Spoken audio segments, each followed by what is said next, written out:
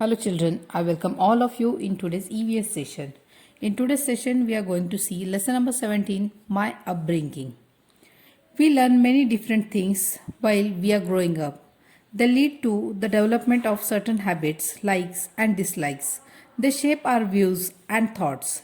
This is what is known as our upbringing. You must have seen photographs of your childhood. You began to crawl. You learned how to walk and how to talk. And apart from this, you learned many more things: how to brush your teeth, how to bathe, how to eat without spilling, how to behave with people older than you. You learned many more things beside these basic ones: how to fill your school bag, how to ride a bicycle, how to play a cell phone game, when to feed the cattle, how to buy groceries, how to behave with strangers. The list can go on and on. You must have learnt many of these things from your parents and relatives. Holding your hands, our parents teach us to walk. They teach us how to behave and how to talk to others. When we make mistakes, they show us how to correct them. They want us to become good people. Our loved ones, too, try hard to see that we develop good habits. Our close relatives, like our grandparents, uncles, and aunts, also have great affections for us. We learn many things from them too. People who are close to us teach us how to carry out our own tasks ourselves. They appreciate it when we can do all these things properly. They commend us, saying that we have grown up. Have you heard the names of Hali Raghunath Baraf or Samip Anil Pandit? Hali is a girl from Shahpur Taluka in Thane district. Hali rescued her older sister from a leopard.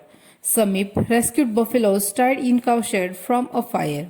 For these brave acts, the two were felicitated with the National Bravery Award by the Prime Minister of India in 2013. Do you know?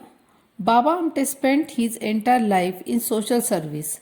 His lifelong goal was to serve people suffering from leprosy and also other handicapped people, and to help them stand on their own feet. In this mission, he had helped immensely by his wife Sadhna Tai. His work is being carried on by his son and his daughter-in-law. Now, even the third generation of the Amte family is carrying on the mission. This example of social service carried on relentlessly by three generations of a family is really inspiring. Everything that we learn is not taught to us by somebody. We pick up many things through observations and through exposures.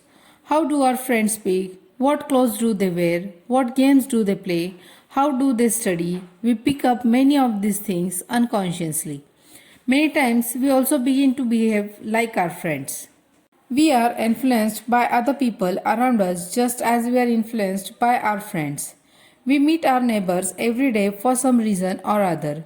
We observe their way of behaving, speech, and eating habit from up close.